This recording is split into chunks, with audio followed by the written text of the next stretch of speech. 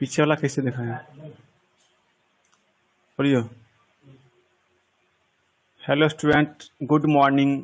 Welcome to my YouTube channel career point में आपका स्वागत है। आज हम लोग पढ़ेंगे मूल आवेश अर्थात फंडामेंटल ऑफ चार्ज।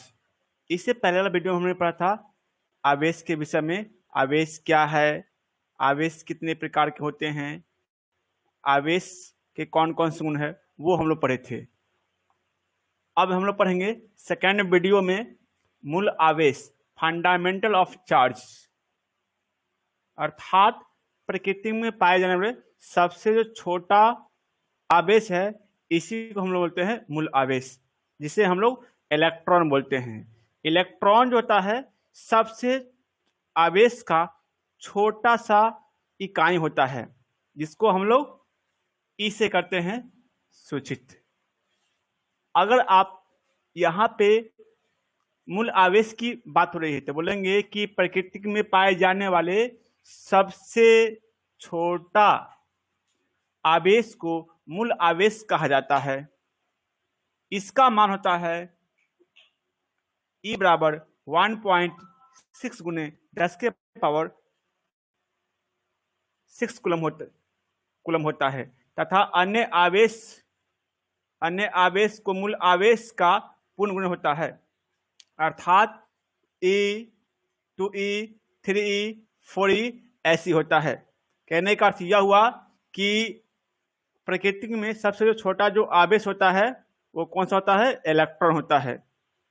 चलिए अब अगला पढ़ेंगे टॉपिक आवेश का क्वांटमीकरण अर्थात क्वांटाइजेशन ऑफ चार्ज।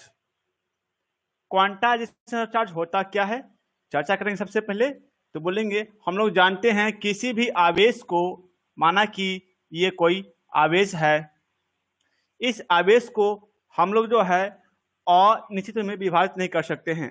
अर्थात किसी भी आवेश को विभाजित जो होगा वो आपको होता है E 2E 3E 4E 5E। कहने का अर्थ हुआ कि इलेक्ट्रॉन जो होता है, आवेश जो होता है वो क्या होता है, किसी भी आवेश का वो होता है पूर्ण गुणज के रूप में होता है। न कि इसको हम लिखेंगे 1.2 इलेक्ट्रॉन 1.6 इलेक्ट्रॉन 2/3 को इसको लिख नहीं सकते हैं। जब भी आवेश का होगा पूर्ण तो कितना होगा E 2E 3E 4E SE।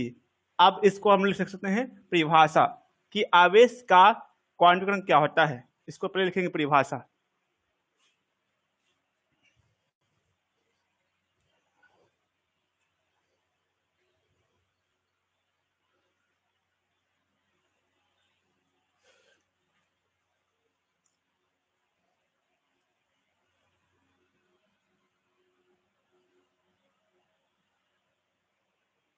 लिखेंगे आवेश का क्वांटमीकरण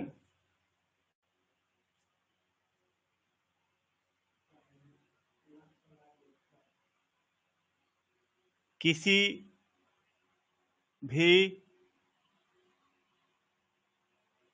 आवेश को अनिश्चित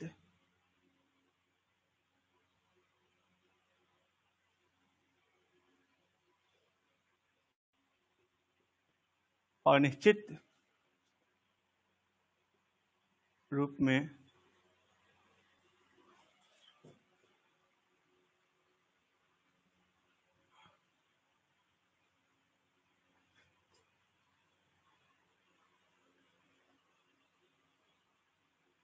किया जा सकता है। यहां जानेंगे आवेश का क्वांटमीकरण अर्थात किसी भी आवेश को अनिश्चित रूप में विभाजित नहीं किया जा सकता है।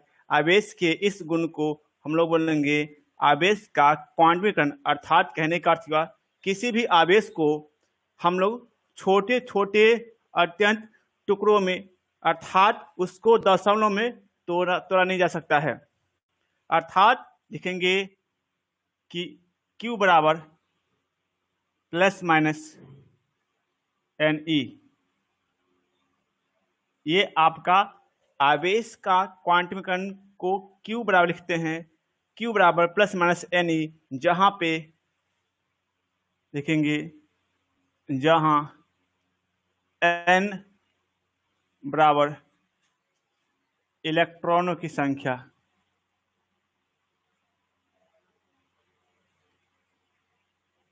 इलेक्ट्रॉनों की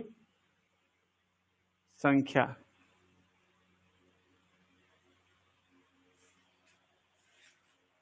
E बराबर इलेक्ट्रॉन,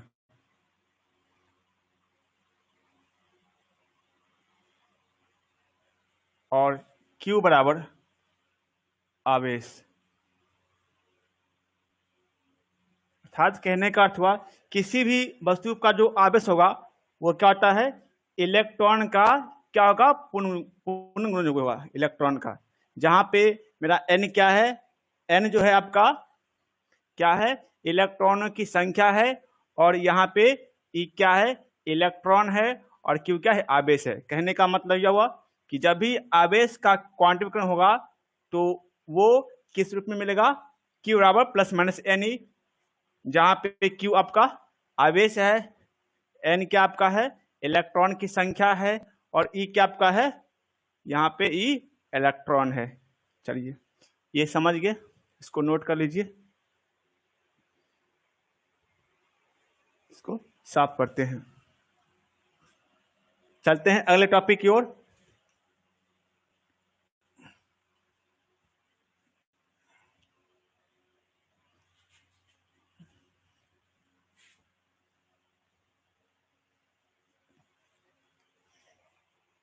नेक्स्ट टॉपिक पढ़ेंगे हम लोग, किसी वस्तु को आविष्कार करने की विधि। किसी वस्तु को आविष्कार करने की 3 विधि है। पहला आपका है घर्षण विधि, दूसरा आपका है चालन विधि, और तीसरा आपका है प्रेरण विधि। चलते हैं आवेशों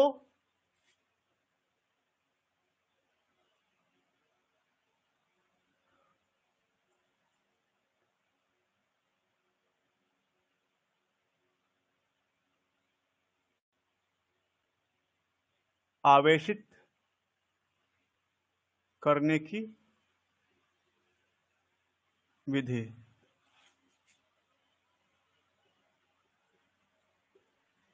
पहला आपका क्या है, पहला आपका है घर्षण विधि।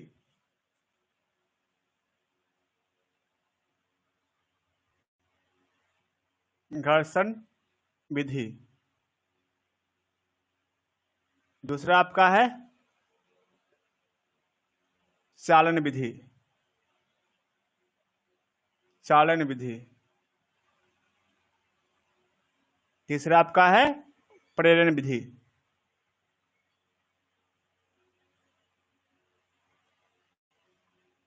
प्रेरण विधि। किसी वस्तु को आविष्कार करने की कितनी विधि है, 3 विधि है। पहला आपका है घर्षण विधि, इसको समझते हैं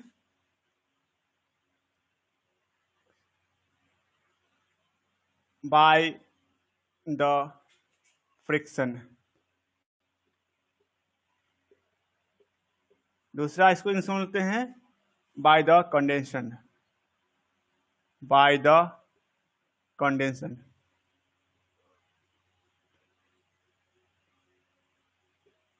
तीसरा आपका है प्रेरण विधि, by the friction, by the induction.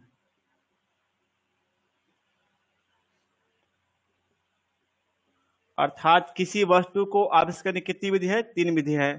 पहला आपका है घर्षण विधि, बाय द फ्रिक्शन। दूसरा आपका है चालन विधि, बाय द कंडेंशन। तीसरा आपका है प्रेरण विधि, बाय द इंडक्शन। अर्थात कहने का अर्थ यह किसी वस्तु को 3 तरह से आविष्कार किया जा सकता है।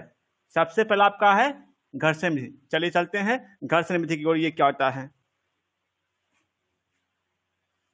चलिए, घर्षण विधि में क्या होता है कि दो वस्तुओं को आपस में घर्षण करवा के आविष्कार किया जा सकता है। सबसे पहले यहाँ पे हम लोग 2 वस्तु लेते हैं, ये मेरा एक वस्तु है, इसका नाम हमने रखा ए।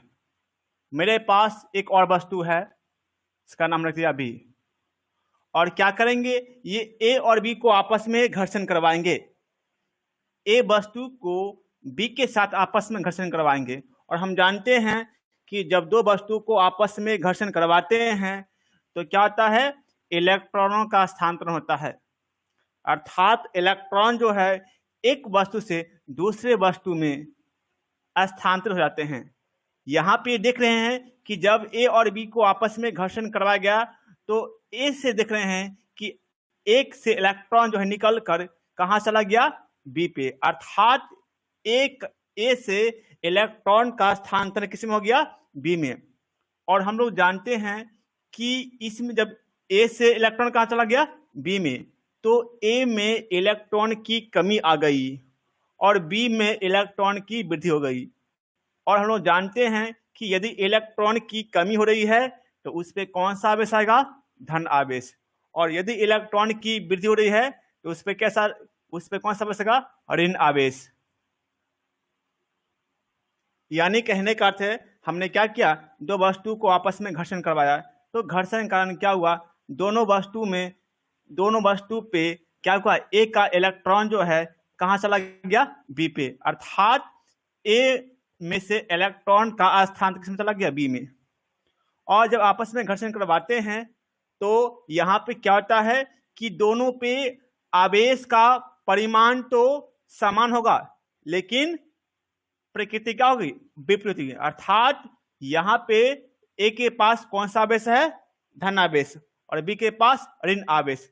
धन आवेश और ऋण आवेश किस पे टिप्पणी करता है, वस्तु के गुणधर्म पे, कि वस्तु कौन सा है। जैसे कि एग्जाम्पल में लेके चलते हैं, एक एग्जाम्पल लेते हैं, कांच और रेशम के कपड़े का एग्जाम्पल लेते हैं।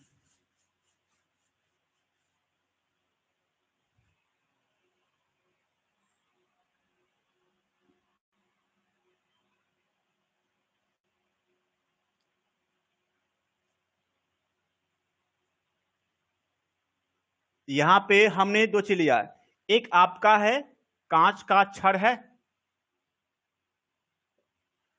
कांच का छड़। दूसरा आपका क्या है, रेशम के कपड़े हैं।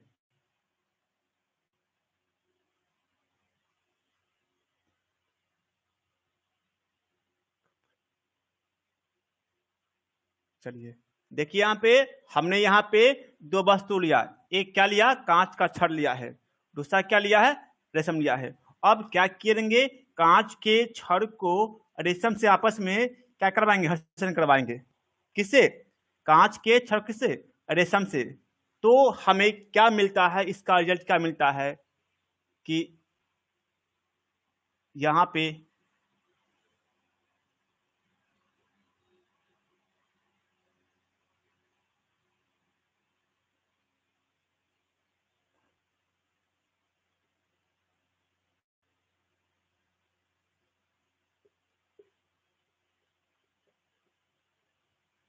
देखिए हमने क्या क्या था, कांच के छड़ को रेशम से घर्षण करवाए थे तो हमें ये रिजल्ट मिला।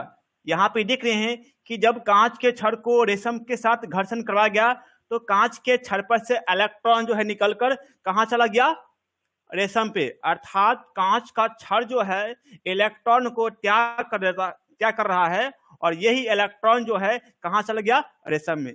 अर्थात यहाँ कांच के छड़ पे इलेक्ट्रॉन की कमी हो रही है, तो इलेक्ट्रॉन की कमी हो गई तो कांच के छड़ पे क्या प्राप्त होगा, धन आवेश। और यहाँ पे रेशम में क्या हो गया, इलेक्ट्रॉन की वृद्धि हो गई।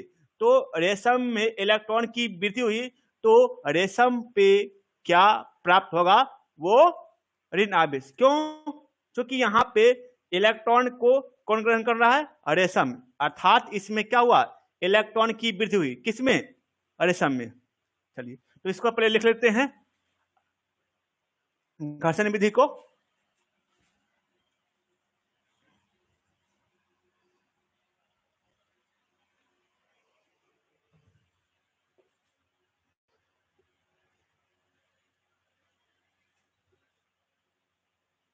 जब जब किसी दो वस्तु को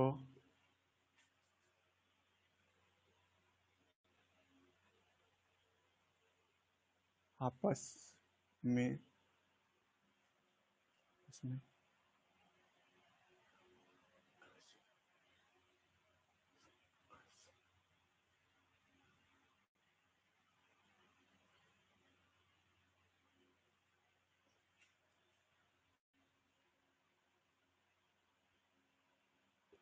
आवेशित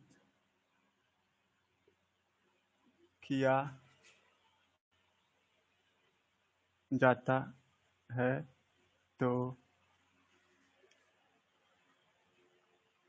इस विधि को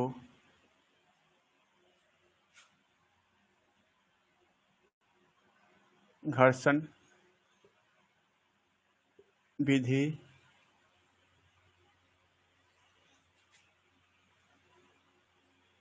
कहा जाता है।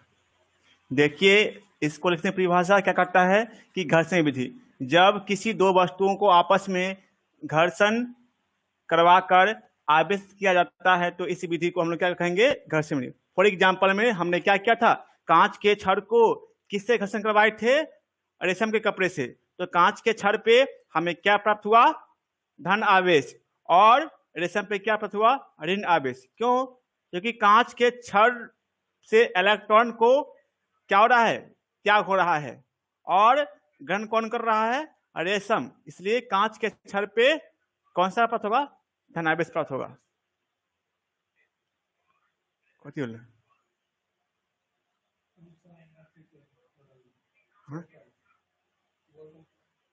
कथी,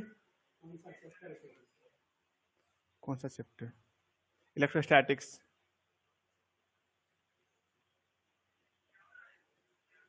ये आपका जो है चैप्टर है, यहाँ पे आपको है फर्स्ट यूनिट है इलेक्ट्रोस्टैटिक्स। इससे पहले हमने फर्स्ट वीडियो बनाए थे, और यहाँ पे हम लोग पढ़ेंगे किसके विषय में पढ़ेंगे। फर्स्ट यूनिट में हमने क्या पढ़ा था, आवेश, आवेश के गुण। उसके बाद पढ़े थे, क्या पढ़े थे कि आवेश कितने प्रकार के होते हैं। सेकेंड वीडियो में हम लोग भी क्या पढ़ रहे हैं, आवेश की आवेश, मूल आवेश के बारे में जाने थे। ये हो गया विधि। अब हम लोग चलेंगे नेक्स्ट विधि चलेंगे।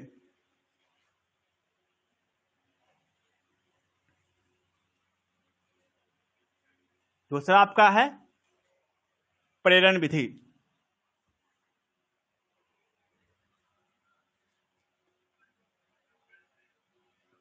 घर्षण विधि,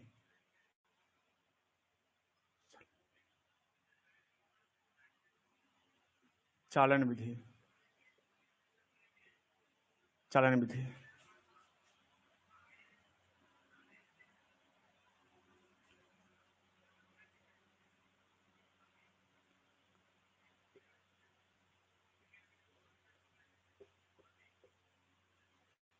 चलिए, यहाँ पे नेक्स्ट जो विधि है उसका नाम क्या है, चालन विधि।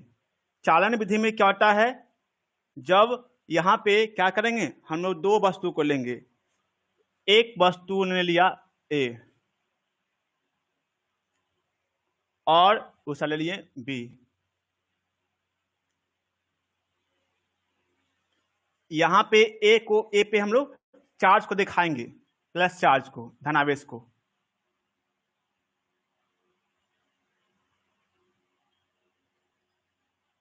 चलिए, अब इसमें क्या होता है, मेरे पास दो वस्तु हैं, एक ए है और दूसरा बी है। यहाँ पे ए के पास धनावेश है, बी पे कोई आवेश नहीं है, अर्थात बी कैसा है, उदासीन है। बी उदासीन है, अर्थात कहने का अर्थ हुआ कि इस पे उदासीन का मतलब हुआ कि दोनों इस पे धन आवेश और ऋण आवेश दोनों क्या है, समान है। अर्थात किसी वस्तु को उदासीन तब कहते हैं जब उस पे इलेक्ट्रॉनों की संख्या और प्रोटॉनों की संख्या लगभग कैसा हो, समान हो। तो वैसे वस्तु को हम क्या कहते हैं, उदासीन। अब यहाँ क्या चालन विधि में क्या होता है, नाम से स्पष्ट है, चालन, अर्थात चल कर इसमें से इलेक्ट्रॉन कहाँ आता है, एक वस्तु से दूसरे वस्तु पे। क्या करेंगे चालन विधि में, एक वस्तु मेरे पास कैसा है, ए है जो किससे आवेशित है, धनावेशित। दूसरा क्या मेरे पास है, बी है। और क्या करेंगे, जब ए वस्तु को बी के संपर्क में लाएंगे तो क्या करेंगे, ए और बी के बीच में एक चालक तार को जोड़ देंगे। क्या किया हमने, ए और बी को आपस में संपर्क कर दिया, तो क्या हुआ कि ए का आवेश कहां चला गया, बी पे। अर्थात ये बी जो है ए के संपर्क में आने से बी भी क्या हो गया, आवेश युक्त हो गया। अर्थात इस पे आवेश चला गया, इस पे आवेश का क्या होगा, स्थानांतरण हो गया। कहने का अर्थ, और ध्यान दे कि यहाँ पे ए पे कौन सा आवेश है, धन आवेश है, तो बी पे कौन सा आवेश आएगा, समान परिमाण का आवेश आएगा, समान प्रकृति का आएगा। अर्थात ए के पास जो आवेश है वही आवेश कहां जाएगा, बी पे जाएगा। तो ए के पास कौन सा आवेश है, धन आवेश है, तो बी पे कौन सा आवेश आएगा, धन आवेश ही आएगा। तो अर्थात कह सकते हैं कि चालन विधि में क्या आता है कि आवेश जो है एक वस्तु से दूसरे वस्तु पर चल कर जाता है। अर्थात आवेशों का होता है स्थानांतरण एक वस्तु से दूसरे वस्तु में। तो इसको लिख देते हैं परिभाषा चालन विधि में।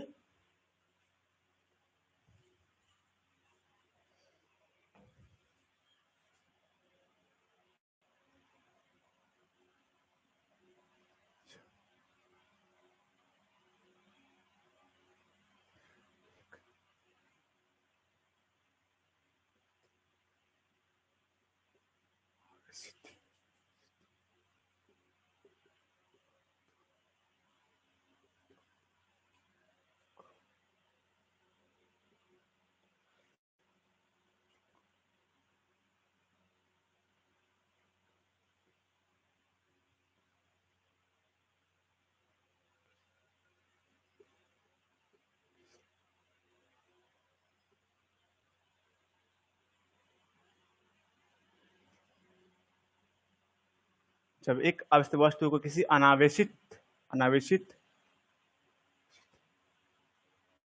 वस्तु के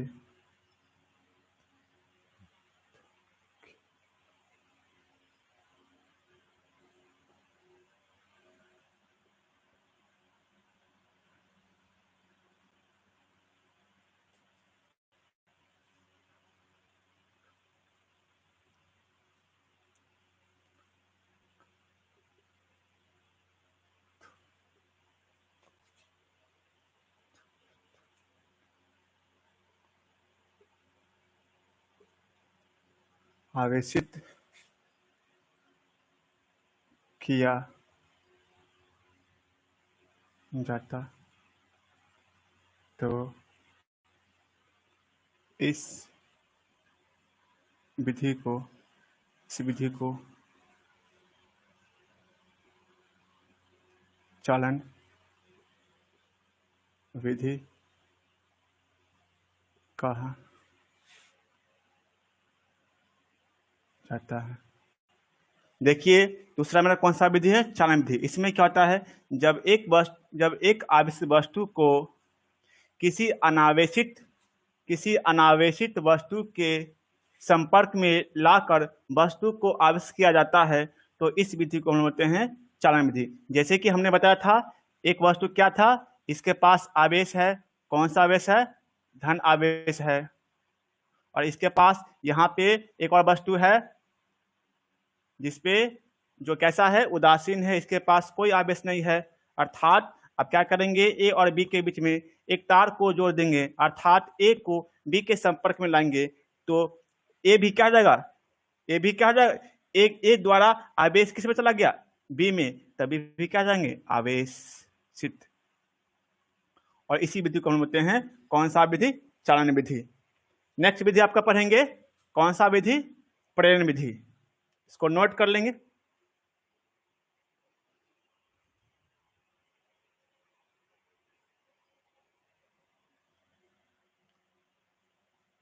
इसको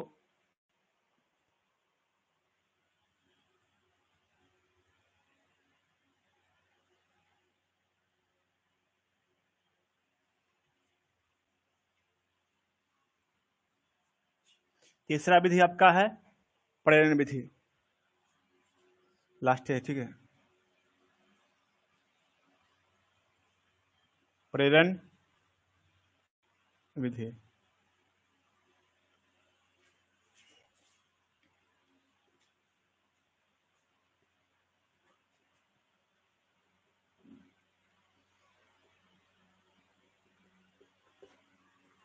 प्रेरण विधि, प्रेरण विधि में क्या होता है कि हम लोग अर्थात इसको बोलते हैं प्रेरण विधि। इस विधि में क्या होता है, जब मेरे पास दो वस्तु है, देखिए यहाँ पे वस्तु है, इसको plus plus plus plus minus minus minus, कहने का अर्थ है कि ये वस्तु कैसा है, उदासीन है। इस विधि में क्या होता है, जब किसी आवेश वस्तु को एक अनावेशित वस्तु के पास लाकर आवेशित किया जाता है, तो उस विधि को बोलते हैं कौन सा विधि, प्रेरण विधि। इस विधि में अर्थात जब किसी भी अनावेशित वस्तु को एक आवेशित वस्तु के निकट, अर्थात निकट मतलब क्या, बिना स्पर्श किए हुए, स्पर्श नहीं करना है, बिना स्पर्श करके इसको क्या करेंगे, हम लोग आवेशित करेंगे। तो इस विधि का नाम क्या है, प्रेरण विधि। पहले इसको हम लोग लिख देते हैं, उसके बाद समझते हैं।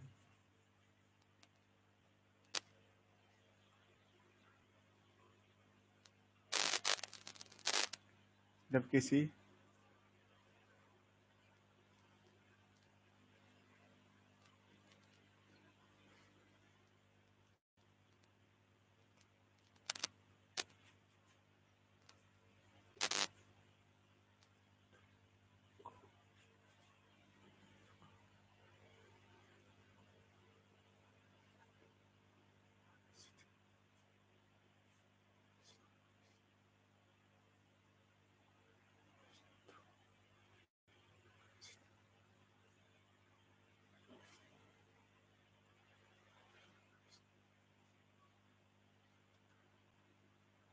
के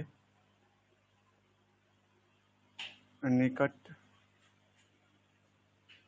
अथवा समीप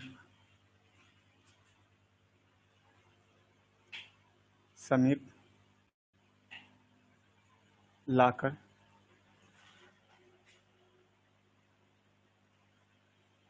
वस्तु को आवेशित किया जाता, तो इस विधि को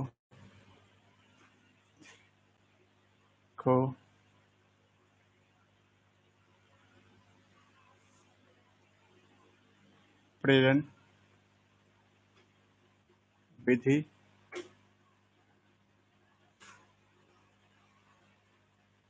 कहा जाता है। क्या करेंगे, समझते इसको प्रैक्टिकल्स के साथ। प्रेरण विधि में क्या होता है, जब किसी अनावेशित वस्तु को आवेशित वस्तु के निकट अथवा समीप लाकर वस्तु को आवेश किया जाता है, तो इस विधि को हम कहेंगे प्रेरण विधि। फॉर एग्जाम्पल में क्या करेंगे, एक हम लोग छड़ लेंगे, कैसा छड़, जो कैसा हो, आवेश युक्त हो, वस्तु छड़ कैसा हो, आवेशित छड़ हो। और इसको हम लोग क्या करेंगे, एक उदासीन वस्तु के पास लाएंगे, उदासीन वस्तु के पास।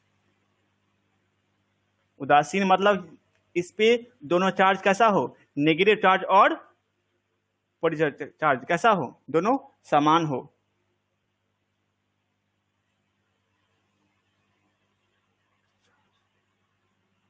देखिए जब क्या करते हैं, एक छड़ कैसा है, आवेश युक्त है, इस पे आवेशित छड़ है, और इसके किसके पास लाए हैं, जो वस्तु कैसा हो, अनावेशित हो। तो क्या होता है, देखते हैं इस छड़ को आवेश छड़ है, इसको किसके पास लाए हैं, अनावेशित वस्तु के पास। तो यहाँ पे दिख रहे हैं कि अनावेशित मतलब क्या, इस पे इलेक्ट्रॉन की संख्या और प्रोटॉन की संख्या क्या हो, लगभग समान हो। तो यहाँ पे देख रहे हैं कि प्लस है और यहाँ पे माइनस है, तो दोनों में क्या होगा, एट्रैक्शन होता है। अर्थात कह सकते हैं उदासीन का जो निकट का भाग है वो उस पे कौन सा आवेश आएगा, विपरीत प्रकृति का आवेश आता है। अर्थात इस पे अगर धन आवेश है तो यहाँ क्या जाएगा, ऋण आवेश। अर्थात कह सकते हैं कि जब प्रेरण विधि में क्या होता है, अगर इसके पास धन आवेश है, धन आवेश है और एक वस्तु को लाएंगे, ये कैसा उदासीन है, तो इस पे आवेश जो प्राप्त होगा कैसा प्राप्त होगा, परिमाण में तो समान होगा लेकिन कैसा होगा, प्राप्त विपरीत प्रकृति का आवेश प्राप्त होगा। कौन सा प्रकृति का, विपरीत प्रकृति का। अर्थात प्रेरण विधि में क्या होता है कि आवेश जो होते हैं प्राप्त वो क्या होते हैं, विपरीत प्रकृति का आवेश प्राप्त होते हैं। अर्थात इस पे धन आवेश है तो इस पे कौन सा आवेश आ जाएगा, ऋण आवेश। चलिए थैंक यू। वीडियो अच्छा लगे तो लाइक करें, शेयर करें और सब्सक्राइब करें।